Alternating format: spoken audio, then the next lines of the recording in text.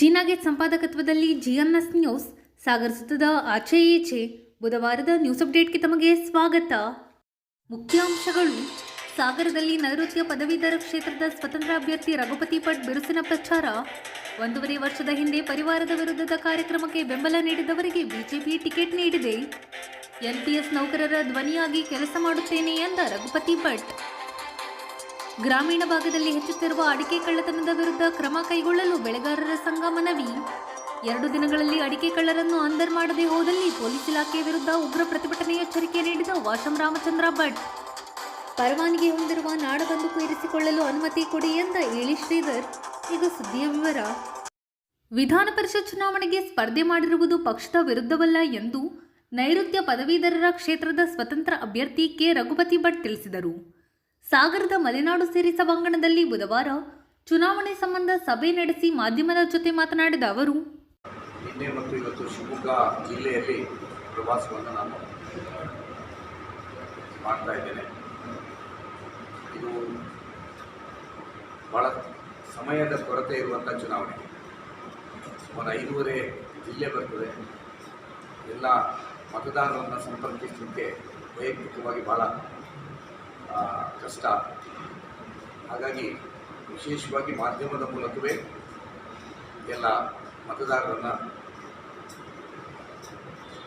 ನಾನು ಸಂಪರ್ಕಿಸಲಿಕ್ಕೆ ಬಯಸ್ತಾ ಇದ್ದೇನೆ ತಮ್ಮ ಮೂಲಕ.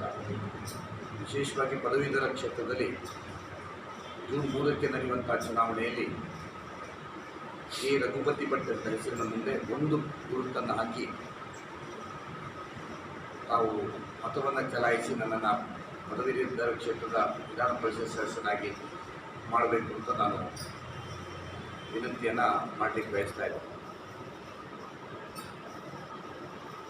ನಾನು ಉಡುಪಿಯಲ್ಲಿ 3 ಬಾರಿ ಶಾಸಕನಾಗಿ 1 ಬಾರಿ ನಗರಸಭಾ ಸದಸ್ಯನಾಗಿ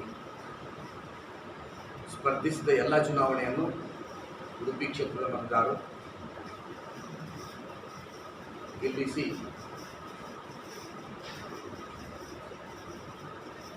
ಮೊನ್ನೆ 23ರ ಚುನಾವಣೆಯಲ್ಲಿ ನಮ್ಮ ಪಕ್ಷದಿಂದ ನನಗೆ ಟಿಕೆಟ್ ನಿರಾಕರಿಸಲ್ಪಟ್ಟಾಗಲೂ ಪಕ್ಷದ ಪರವಾಗಿ ಪ್ರಾಮಾಣಿಕವಾಗಿ ಗೆಲ್ಲಿಸಿ ಪಕ್ಷ ಕೊಟ್ಟಂಥ ಅಭ್ಯರ್ಥಿಯನ್ನು ನಾವು ಗೆಲ್ಲಿಸಿದ್ದೇವೆ.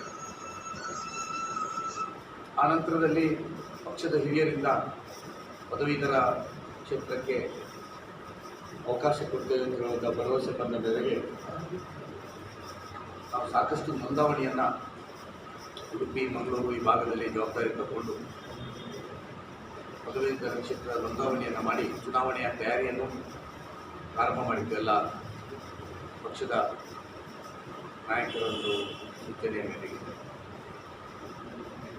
ಮೊನ್ನೆ ಲೋಕಸಭೆ ಚುನಾವಣೆಯಲ್ಲಿ ಬಿಜೆಪಿಯ ಪ್ರಭಾರಿಯಾಗಿ ಈ ಶಿವಮೊಗ್ಗ ಲೋಕಸಭೆಯ ಪ್ರಭಾರಿಯನ್ನಾಗಿ ನಾನು ಪಕ್ಷದಲ್ಲಿ ಮಾಡಿದ್ದೆ. ಸುಮಾರು 42 ದಿವಸ ಶಿವಮೊಗ್ಗ ಲೋಕಸಭಾ ಕ್ಷೇತ್ರದಲ್ಲೇ ಉಳಿದು ವಿಶೇಷವಾಗಿ JDSನೊಂದಿಗೆ ಸಮನ್ವಯ ಮತ್ತು ಎಲ್ಲ ಕ್ಷೇತ್ರಗಳಲ್ಲಿ ಪಕ್ಷದ ಗೆಲುವಿಗಾಗಿ ನನ್ನ ಪ್ರಾಮಾಣಿಕವಾದ ಪ್ರಯತ್ನವನ್ನು ಮೊನ್ನೆ ಮೋದಿಯವರ ಚುನಾವಣೆಯಲ್ಲಿ ಮಾಡಿದ್ದೇನೆ. ಸಾಗರಕ್ಕೂ ಸಾಗರ ಈ ಭಾಗಕ್ಕೂ ಎಲ್ಲ ಬಂದು ಹೋಗಿದ್ದೇನೆ. ಕೊನೆಯ ದಿವಸದವರೆಗೂ ನನಗೆ ಬಿಜೆಪಿಯಿಂದ ಟಿಕೆಟ್ ಕೊಡ್ತಾರೆ ಅಂತ ಹೇಳುವಂಥ ಭರವಸೆಗಳು, ವಿಶ್ವಾಸಗಳಿತ್ತು. ಆದರೆ ಕೊನೆಯ ಕ್ಷಣದಲ್ಲಿ ಟಿಕೆಟ್ ಘೋಷಣೆ ಆಗುವಾಗ ನನ್ನ ಹೆಸರನ್ನು ಬಿಟ್ಟು ಡಾಕ್ಟರ್ ಧನಂಜಯ ಸರ್ಜಿ ಅವರನ್ನು ಘೋಷಣೆ ಮಾಡಿದ್ದಾರೆ.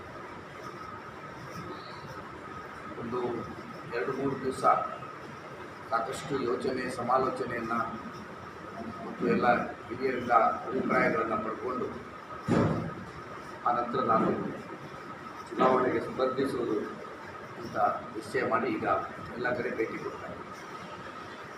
ನಾನು ಯಾಕೆ ಸ್ಪರ್ಧೆ ಮಾಡಿದ್ದು ನಿರ್ಧಾರ ಮಾಡಿದೆ ಹೇಳಿದರೆ, ಇದು ಪಕ್ಷದ್ರೋಹ ಆಗಲ್ಲ. ಯಾಕಂದರೆ ಇದಕ್ಕೆ ಪಕ್ಷದ ಈ ಚುನಾವಣೆ ಗೆದ್ದು ಯಾವುದೋ ಸರ್ಕಾರ ರಚನೆ ಆಗಲ್ಲ. ವಿಧಾನ ಪರಿಷತ್ ಚುನಾವಣೆ ಗೆದ್ದು ರಾಜ್ಯ ಸರ್ಕಾರವೋ ಕೇಂದ್ರ ಸರ್ಕಾರವೋ ಆಗಲ್ಲ. ಮತ್ತು ಇದು ಮತ ಹಾಕುವಂಥದ್ದು ಚಿಹ್ನೆಗಲ್ಲ, ವ್ಯಕ್ತಿಯ ಹೆಸರಿನಲ್ಲಿ ಒಂದು ಹಾಕುವಂಥ. ಮತ್ತು ನಾನು ಭಾಳ ಹಿಂದಿನಿಂದ ಬಿ ಜೆ ಪಿಯ ಕಾರ್ಯಕರ್ತ 94ರಿಂದ ಶಿವಳ್ಳಿ ಸ್ಥಾನೀಯ ಸಮಿತಿ ಅಧ್ಯಕ್ಷನಾಗಿ, 97ರಲ್ಲಿ ಬಿ ಜೆ ಪಿ ಯುವ ಮೋರ್ಚಾದ ರಾಜ್ಯ ಕಾರ್ಯಕಾರಿಣಿ ಸದಸ್ಯರಾಗಿ, 99ರಲ್ಲಿ ಬಿ ಜೆ ಪಿ ಯುವ ಮೋರ್ಚಾದ ಅಧ್ಯಕ್ಷರಾಗಿ, 2002ರಲ್ಲಿ ಬಿ ಜೆ ಪಿಯ ಜಿಲ್ಲಾಧ್ಯಕ್ಷನಾಗಿ, ಈ ಜಿಲ್ಲಾದ್ಯಂತ ಪಕ್ಷಕತ್ವದಲ್ಲಿ ಡಾಕ್ಟರ್ ವಿ ಎಸ್ ಆಚಾರ್ಯ ಜೊತೆ ನಾನು ಶ್ರಮಿಸಿದವರು ಮತ್ತು ಹಿಂದುತ್ವಕ್ಕೋಸ್ಕರ ನನ್ನ ವಿಶೇಷವಾದಂಥ ಜೀವನವನ್ನು ಮುಡುಪಾಗಿದ್ದವರು.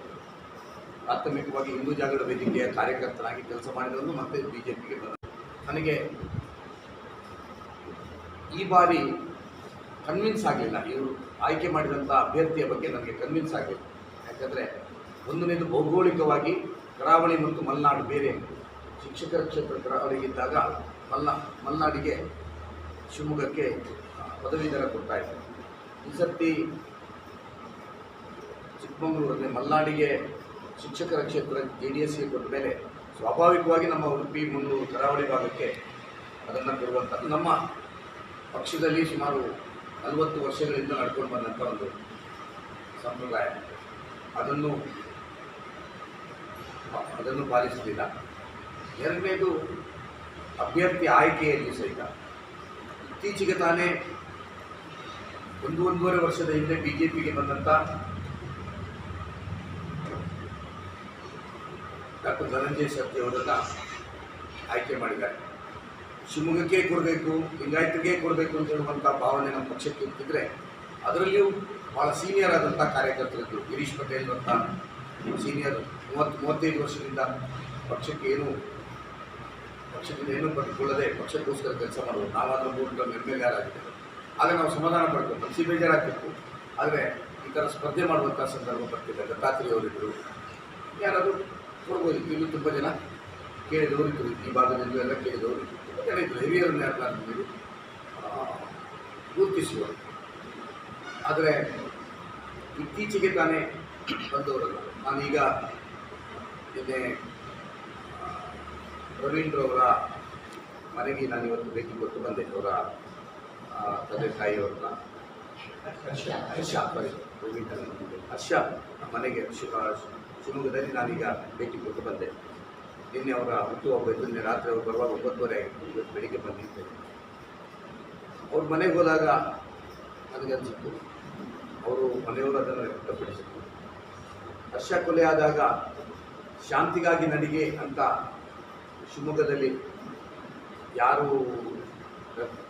ಸರ್ಜಿ ಫೌಂಡೇಶನ್ನಿಂದ ನಡೆದಿದ್ದ ಪ್ರಗತಿಪರರು, ನಕ್ಸಲೈಟ್ಸ್ಗಳು ಮತ್ತು ಕ್ರಿಶ್ಚಿಯನ್ ಮುಸ್ಲಿಂ ಪ್ರೊಜೆಕ್ಟ್ ಟೋಟಲ್ ಪರಿವಾರದ ವಿರುದ್ಧವಾಗಿ ಯಾರು ಸಂಘಟನೆಯನ್ನು ಆರ್ಗನೈಸ್ ಮಾಡಿದ್ರ, ಅದೇ ಡಾಕ್ಟರ್ ಧನಂಜಯ ಶೆಟ್ಟಿ ಅವರಿಗೆ 1-1.5 ವರ್ಷದೊಳಗೆ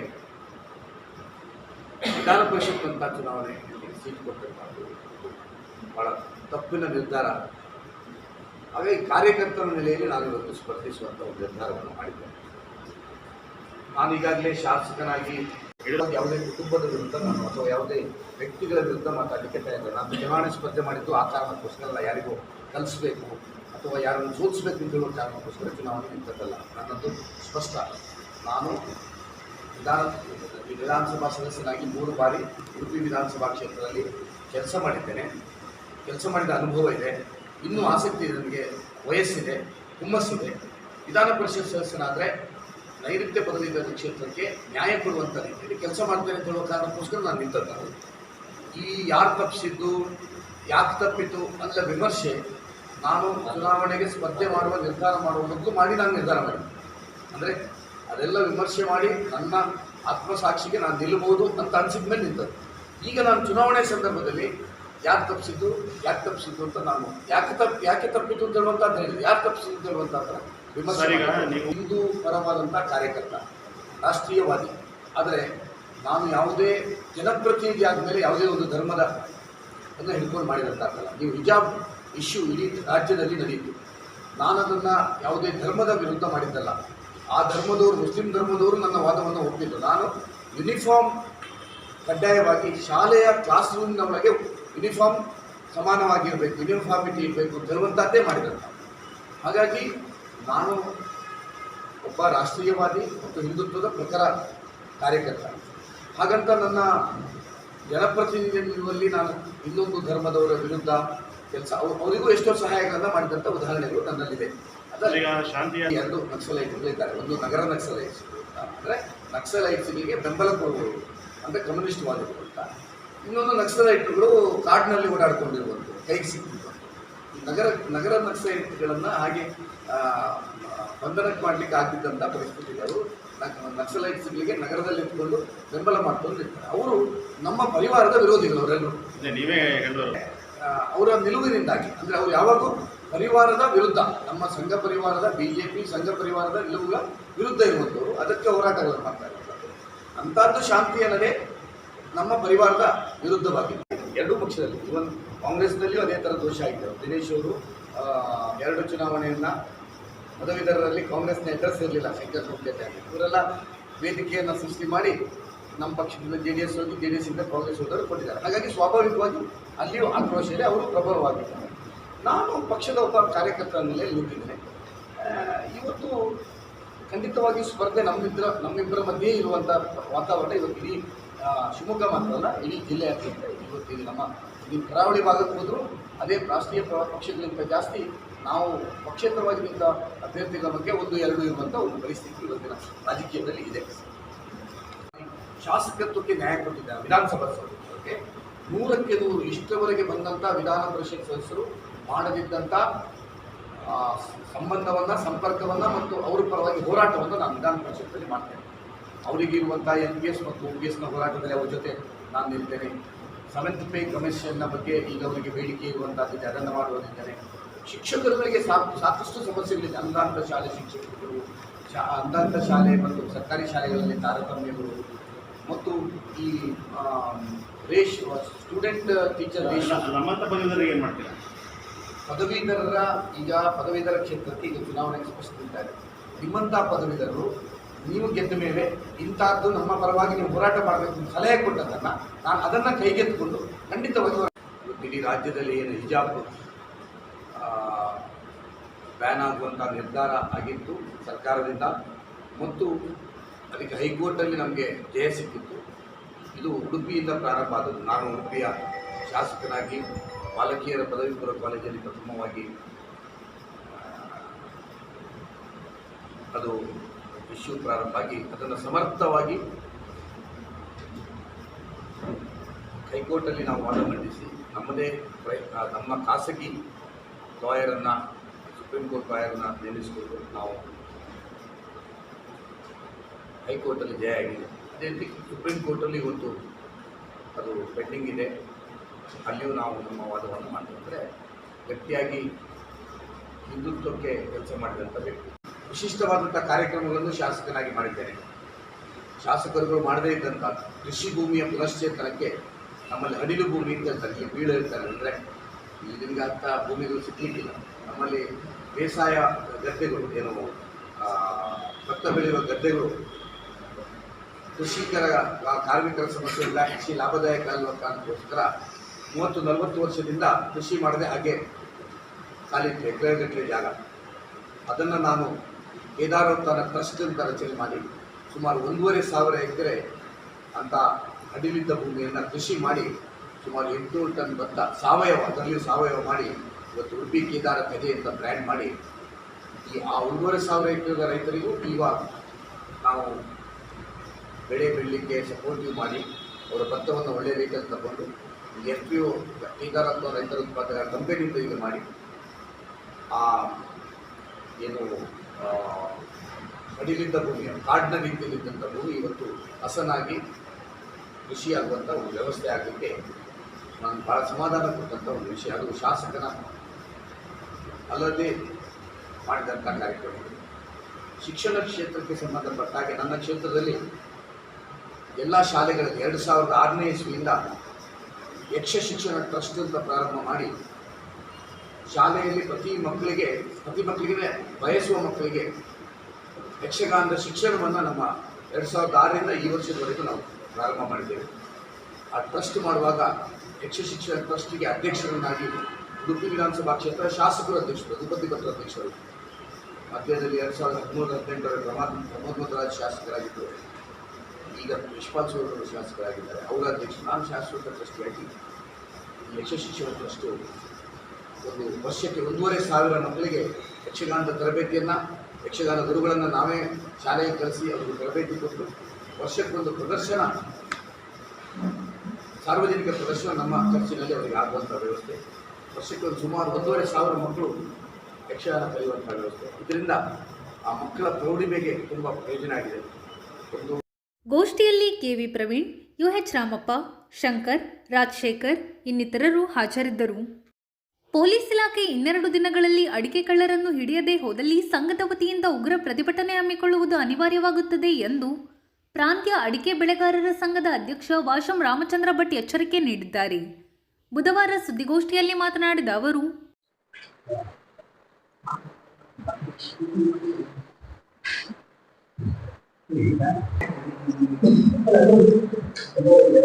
ಈ ದಿನ ಸಾಗರ ಪ್ರಾಂತ್ಯ ಅಡಿಕೆ ಬೆಳೆಗಾರ ಸಂಘದಿಂದ ಒಂದು ಪತ್ರಿಕಾಗೋಷ್ಠಿಯನ್ನು ಮಾಡ್ತಾ ಇದ್ದೀವಿ. ಈ ಗೋಷ್ಠಿಯಲ್ಲಿ ನಮ್ಮ ಸಂಸ್ಥೆಯ ಕಾರ್ಯದರ್ಶಿಯಾಗಿರ್ತಕ್ಕಂಥ ರಾಜೇಂದ್ರ ಅವರು,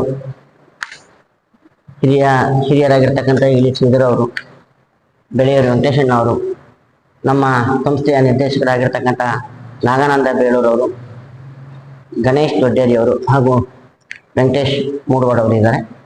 ನಾನು ಸಾಗರ ಪ್ರಾಂತ್ಯ ಅಡಿಕೆ ಬೆಳೆಗಾರ ಸಂಘದ ಅಧ್ಯಕ್ಷ ವಾಶಂ ರಾಮಚಂದ್ರ ಭಟ್. ಇವತ್ತಿನ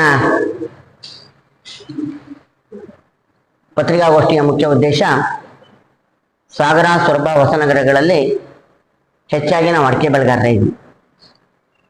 ಅದರಲ್ಲೂ ದೊಡ್ಡ ಪ್ರಮಾಣದ ಅಡಿಕೆ ಬೆಳೆಗಾರಕ್ಕಿಂತ ಮಧ್ಯಮದ ಅಡಿಕೆ ಬೆಳೆಗಾರ ಜಾಸ್ತಿ ಇದೆ. ಸಾಗರ ಪ್ರಾಂತ್ಯದಲ್ಲಿ ಸಾಮಾನ್ಯವಾಗಿ ಸುಮಾರು 15,000 ಹೆಕ್ಟೇರ್ ಅಡಿಕೆ ತೋಟ ಇದ್ದು, ಹೆಚ್ಚಿನ ಜನ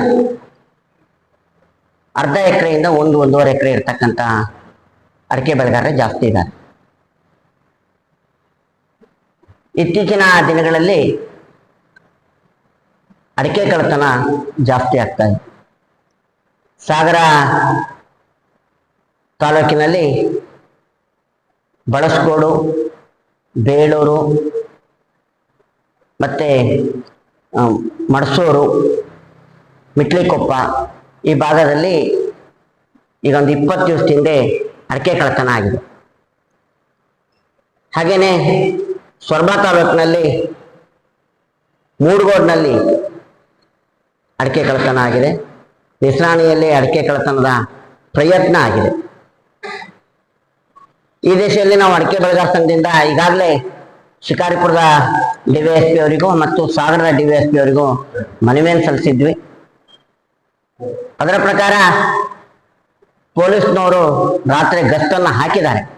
ಹಾಗಾಗಿ ನಾನು ಪೊಲೀಸ್ ಇಲಾಖೆಗೆ ಅಭಿನಂದನೆ ಸಹ ಸಲ್ಲಿಸ್ತೀನಿ. ಆದರೆ ಮೂಡಗೋಡ್ನಲ್ಲಿ ಈಗ ಸುಮಾರು 10 ದಿವಸದ ಹಿಂದೆ ಸುಮಾರು 6 ಲಕ್ಷಕ್ಕೂ ಹೆಚ್ಚಿನ ಅಡಿಕೆ ಕಳ್ಳತನ ಆಗಿತ್ತು. ಅದಕ್ಕೆ ನಾವು ತಕ್ಷಣ ಅದಕ್ಕೆ ಸಂಬಂಧಪಟ್ಟಿರ್ತಕ್ಕಂಥ ಡಿವೈಎಸ್ಪಿ ಆಗಿರ್ತಕ್ಕಂಥ ಶಿಕಾರಿಪುರ ಡಿವೈಎಸ್ಪಿಗೆ ಮನವಿ ಸಲ್ಲಿಸಿ ಕೂಡಲೇ ಗಸ್ತನ್ನು ಹಾಕಬೇಕು, ಯಾರು ಕಳ್ಳತನ ಮಾಡಿದ್ದಾರೆ ಅವ್ರನ್ನ ಹಿಡಿಬೇಕು ಹೇಳ್ತಕ್ಕಂಥ ಮನವಿಯನ್ನು ಮಾಡಿದ್ವಿ. ಗಸ್ತನ್ನು ಹಾಕಿದ್ದಾರೆ, ಅದಕ್ಕೆ ನಮ್ಮ ಅಭಿನಂದನೆಗಳಿದೆ. ಆದರೆ ಪುನಃ ಮೊನ್ನೆ ರಾತ್ರಿ ಅದೇ ಮನೆಯಲ್ಲಿ ಸುಮಾರು 2 ಲಕ್ಷ ರೂಪಾಯಿ, 2 ಲಕ್ಷಕ್ಕಿಂತ ಜಾಸ್ತಿ, ಸುಮಾರು ಒಂದು 60 ಚೀಲದ ಹತ್ತಿರ ಸಿಪ್ಪೆ ಕೊಟ್ಟು ಮತ್ತೆ ಕಳ್ಳತನ ಮಾಡಿದ್ದಾರೆ. ಅಡಿಕೆ ಬೆಳೆಗಾರರಿಗೆ ರಕ್ಷಣೆ ಇಲ್ಲದೆ ಇರ್ತಕ್ಕಂಥ ಪರಿಸ್ಥಿತಿಯನ್ನ ನಾವಿವತ್ತು ನೋಡ್ತಾ ಇದ್ವಿ. ಸಾಮಾನ್ಯವಾಗಿ ಹಳ್ಳಿ ಭಾಗಗಳಲ್ಲಿ ಅಡಿಕೆ ಬೆಳೆಗಾರರು ಒಂಟಿ ಮನೆಗಳಿದ್ದಾವೆ, ಜೊತೆಗೆ ವಯಸ್ಸಾದ ತಂದೆ ತಾಯಿಗಳಿರ್ತಕ್ಕಂಥ ಮನೆಗಳು ಜಾಸ್ತಿ ಇದ್ದಾವೆ. ಆಗ್ತಕ್ಕಂಥ 8-10 ಕ್ವಿಂಟಾಲ್ ಅಡಿಕೆಗಳಲ್ಲಿ ಅಡಿಕೆಗಳು ಕಳ್ಳತನ ಆಗ್ಬಿಟ್ರೆ ಜೀವನ ಮಾಡೋದೇ ಕಷ್ಟ ಪರಿಸ್ಥಿತಿ ಅಡಿಕೆ ಬೆಳೆಗಾರರಿಗೆ ಬರ್ತಾ ಇದೆ. ಜೊತೆಗೆ ಜೀವದ ಬೆದರಿಕೆ ಉಂಟಾಗ್ತಾ ಇದೆ. ಹಾಗಾಗಿ ಪತ್ರಿಕಾ ಮಾಧ್ಯಮದ ಮುಖಾಂತರ ನಾವು ಪೊಲೀಸ್ ಇಲಾಖೆಗೆ ಮತ್ತೊಮ್ಮೆ ಕರೆ ಕೊಡ್ತಾ ಇದ್ದೀವಿ. ಅಡಿಕೆ ಬೆಳೆಗಾರರಿಗೆ ರಕ್ಷಣೆಯನ್ನು ಕೊಡಬೇಕು. ಕೂಡಲೇ ಅಡಿಕೆ ಬೆಳೆಗಾರ ಏನು ಅಡಿಕೆಯನ್ನ ಕಳ್ತನ ಆಗಿದೆ, ಕಳ್ಳರನ್ನ ಕೂಡಲೇ ಹಿಡಿಬೇಕು.